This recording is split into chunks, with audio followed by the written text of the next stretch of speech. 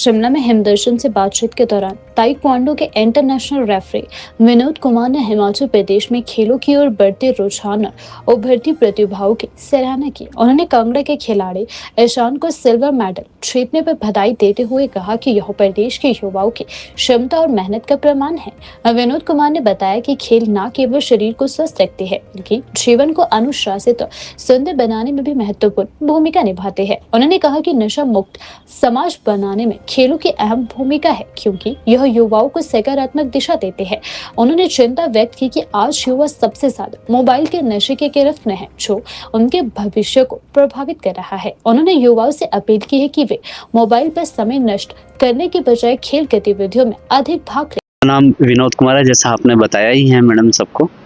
और मैं taekwondo game का इंटरनेशनल रेफरी हूँ और प्रदेश में पहला इंटरनेशनल ताइक्वांडो का प्लेयर हूँ। और मैं जो हूँ इंटरनेशनल लेवल पे ताइक्वांडो खिलाड़ियों को प्रमोट कर रहा हूँ। और हिमाचल प्रदेश में जो है ताइक्वांडो को डे नाइट हम जो है इसको बढ़ाने का प्रयास कर रहे हैं। और वर्तमान में मैं हिमाचल प्रदेश ओलंपिक एसोसिएशन का एग्जीक्यूटिव मेंबर हूँ और साथ में मैं केंद्रीय आलू अनुसंधान संस्थान शिमला में बतौर असिस्टेंट चीफ टेक्निकल ऑफिसर के पद पर तैनात हूँ। और मेरा खेलों से बचपन से जुड़ाव रहा है और मैं जो हूँ खिलाड़ियों को तैयार करने में, तराशने में जो है कोई कोर कसर नहीं मैं छोड़ता हूँ। और जितने भी खिलाड़ी मेरे पास आते हैं इसके खेल में, मैं उनको जो है एक अच्छे लेवल पे उनको प्लेटफॉर्म दिलाने में उनका मैं सहयोग करता हूँ। जी बिल्कुल। वर्तमान में हमने एक हॉल बनाया है, यहीं स्थानीय तारा हॉल स्कूल है, उसके बगल में ही एक 6 नंबर गेट है, उसके साथ में हमारा एक हॉल है जहाँ पर हम बच्चों को, उनसे बड़े युवाओं को और उनसे भी बड़े जो आप कह लीजिए प्रौढ़ शिक्षा जो एक किस्म से केंद्र रख लीजिए आप, उसको हमने बनाया है।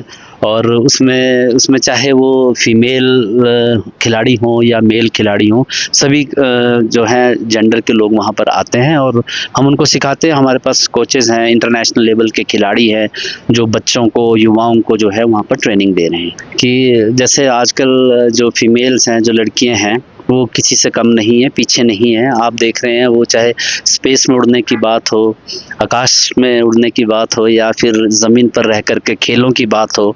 अगर आप बात करें, अभी आप देखें हमारे क्रिकेट टीम में हमारी हिमाचल की बेटी, और चाहे कबड्डी खेल में हमारी हिमाचल की बेटियों ने कितना नाम कमाया है।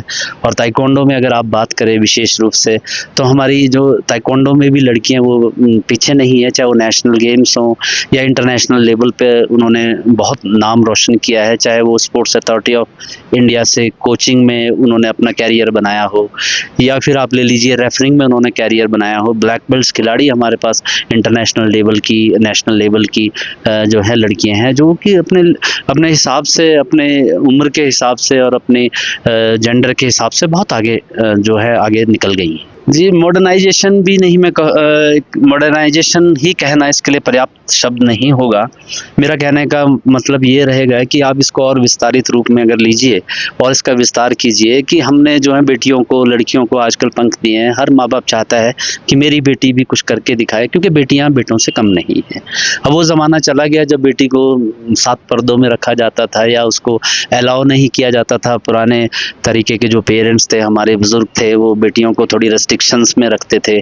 तो आजकल के ज़माने में तो आप देखिए, मैं पहले कह चुका हूँ, चाहे हमारी आर्मी ले लीजिए, एयरफोर्स ले लीजिए, नेवी ले लीजिए, उसमें लड़कियां हमारी देश को रिप्रेजेंट कर रही, देश की रक्षा के लिए वो आगे आई। आईटीबीपी ले लीजिए, हिमाचल की पुलिस ले लीजिए, पंजाब, तमाम राज्यों की पुलिस ले लीजिए, बेटियां बहुत बढ़ चढ़ करके हिस्सा ले रही हैं और देश की रक्षा करने से भी वो गुरेज नहीं कर रही हैं।